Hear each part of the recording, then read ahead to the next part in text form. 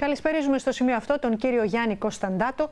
Είναι ο επικεφαλής της μείζωνος αντιπολίτευσης και υποψήφιος δήμαρχος Ελληνικού Αργυρούπολης. Είπε πολλά ο δήμαρχος ο κύριος Κορτζίδης. Κύριε Κωνσταντάτο, πρέπει να σας πω ότι ζητήσαμε και από τον ίδιο να είναι στο δελτίο μας. Δεν έχουμε πάρει απάντηση. Η πρόσκληση εννοείται ότι ισχύει σε περίπτωση που θελήσει να παρέμβει. Για να τα πιάσουμε ένα-ένα, γιατί υπόθηκαν πολλά σήμερα, αλλά λίγες ουσιαστικές απαντήσεις έχουμε πάρει. Τη Δευτέρα, λοιπόν, έβγαλε ο Δήμος ανακοίνωση ότι ο κύριος που είχε το Λούνα Πάρκ δεν είχε φέρει τα απαραίτητα έγγραφα και γι' αυτό δεν πήρε άδεια. Σήμερα μας είπε ο Δήμαρχος ότι είναι πολυδέδαλο το νομικό σύστημα. Άρα λοιπόν τι σημαίνει? Ότι ο Δήμαρχος δεν περιμένει να δώσει άδεια σε όποιον θέλει να στήσει ένα Λούνα Πάρκ και απλά του δίνει τη δυνατότητα να το κάνει? Κυρία Ζαχαρέα, πρώτα να εκφράσω πάλι τα συλληπιτήριά μου στην οικογένεια. Και ο χαμός του παιδιού μας βαραίνει ακόμα και σήμερα, την κηδεία ήταν εχθές. Συνεπώς πρέπει να είμαστε πολύ προσεκτικοί και εγώ πρώτος από όλους και σε αυτά που θα σας πω και σε αυτά που φυσικά ακούστηκαν. Θέλω να ρωτήσω κάτι πρώτα απ' όλα εγώ ίδιος. Αυτοί οι κύριοι που πήγαν στο τέλος της ομιλίας και φώναζαν μπράβο και χειροκροτούσαν, και ανάμεσά τους είναι και εκπαιδευτικοί και πρόεδροι συλλόγων γονέων που είναι υποψήφοι με τον Δήμαρχο, γιατί φώναζαν μπράβο σήμερα? Αισθάνομαι πολύ περίεργα. Είμαι λίγο σοκαρισμένος. Δηλαδή, τι έγινε αυτό που τους έκανε σήμερα να χαρούν? Διότι αυτό που με ρωτήσατε στην αρχή, άλλο ζήτημα, σχετικά με το ναι, με το πολυδέδαλο σύστημα, ο άρχοντας της πόλης, ο πρώτος πολίτης, που δεν έχει ζητήσει συγγνώμη ακόμα και δεν έχει πει, παιδιά, έφταιγα, δεν έφταιγα, ζητώ συγγνώμη εκ μέρους όλων, το πολυδέδαλο αυτό σύστημα υπηρετεί. Και αυτό που έκανα εγώ προχτές, το δείξατε κι εσείς νωρίτερα, είναι να φωνάξω το νομικό μου. Έπρεπε και αυτός λοιπόν να έχει φωνάξει το νομικό του και να του πει, για να λειτουργήσει αυτό το Λούνα Πάρκ, τι χρειάζεται. Ο νόμος 3463 λοιπόν του 2006, το άρθρο 81, ορίζει τι έπρεπε να έχει κάνει. Να έχει ενεργοποιήσει δηλαδή την επιτροπή αυτή με τους μηχανικούς και τους άλλους αρμόδιους που θα έλεγχαν τα δικαιολογητικά. Φυσικά, και αυτό πρέπει να ακουστεί, επειδή οι κύριοι αυτοί του Λούνα Πάρκ αποδείχθηκαν στην πορεία λαμόγια, δικαιολογητικά δεν θα είχαν. Δικαιολογητικά λοιπόν καλά έκανε και είπε ότι δεν φέρανε, και άρα δεν θα παίρνανε ποτέ και την άδεια. Και αν δεν παίρνανε ποτέ την άδεια, δεν θα το είχαν λειτουργήσει. Συνεπώς, εισπράττησε ένα μίστομα, το οποίο όντως ψηφίστηκε από το Δημοτικό Συμβούλιο, χωρίς εμάς, αλλά δεν έχει σημασία. Γιατί να μην ψηφιστεί να γίνει ένα Λούνα Πάρκ ή ένα καρουζέλ στις γιορτές? Ποιος είναι αντίθετο σε κάτι τέτοιο? Αυτό όμως που πρέπει να γίνει είναι να ελεγχθεί η ποιότητα ασφαλείας και οι συνθήκες αυτού του Λούνα Πάρκ. Συνεπώς, δεν φέραν τα έγγραφα γιατί δεν είχαν έγγραφα. Σας διακόπτω διότι ο Δήμαρχος είπε το εξής. Η μόνη μου ευθύνη είναι ότι παραχώρησα το Λούνα Πάρκ και δεν πέρασα να ελέγξω. Καταρχήν και σχόλιο δικό μου αυτό, λίγη είναι αυτή η ευθύνη το ότι δεν πέρασε να ελέγξει? Είπε όμως στη συνέχεια ότι δεν είχε κάποιον άνθρωπο αρμόδιο εκεί για να πάει να ελέγξει.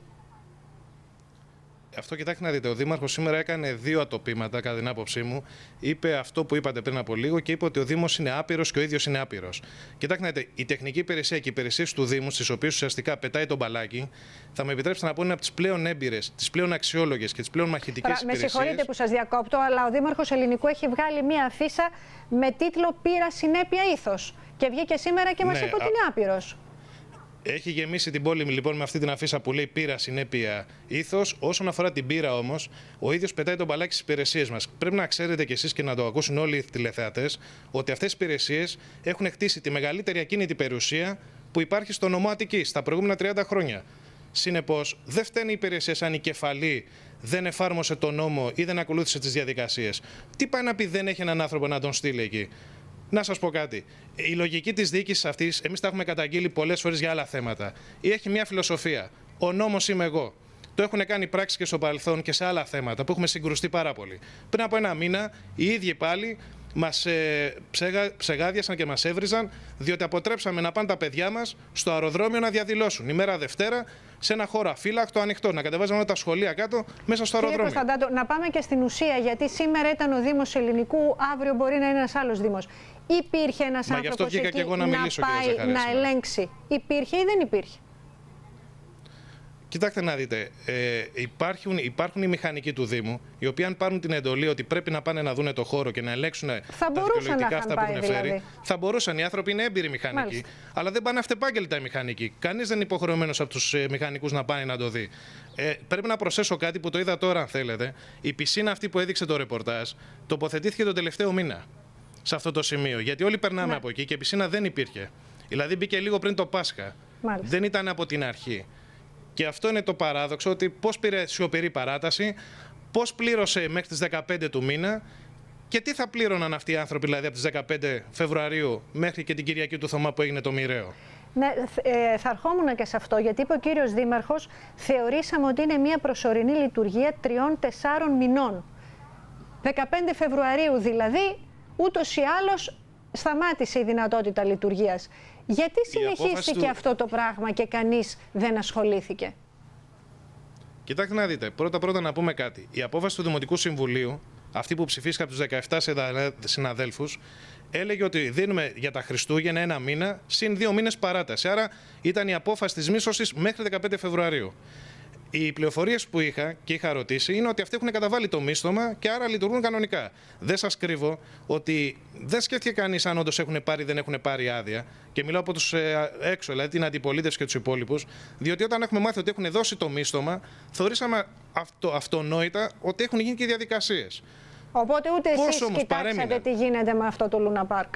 Δεν μπορούμε να το κοιτάξουμε, κύριε Ζαχαρέα, εμείς, διότι εμείς δεν είμαστε στο Δημαρχείο. Εμείς το προείπαμε στις δουλειές μας, όπως πάτε όλοι οι άνθρωποι, γιατί είμαστε σύμβουλοι της αντιπολίτευσης. Δεν μας δίνει αναφορά κανένας. Και όταν ζητάμε, μάλιστα, εγγράφος πράγματα, να ξέρετε, τα παίρνουμε μετά από 5 μήνες, 6 μήνες, όπως για άλλες αιτήσεις που έχω κάνει για πρόσφατα θέματα του Σεπτεμβρίου και του καλοκαιριού. Ακόμα περιμένουμε απαντήσεις.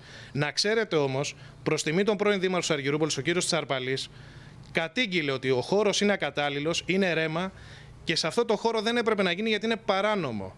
Και ψευδώς ο Δήμαρχος είπε πάλι σήμερα ότι το 11 εμείς το ψηφίσαμε. Εμείς ψηφίσαμε το 11 να πάει σε άλλο χώρο, στο πάρκο Διομήδη Κομνηνού. Καμία σχέση με το χώρο αυτό. Μάλιστα. Και ψηφίσαμε να μπει ένα καρουσέλ, ένα μικρό Λούνα Πάρκ, πάντα με προϋποθέσεις βεβαίως, τις οποίες δεν τις ελέγχει το Συμβούλιο το Δημοτικό.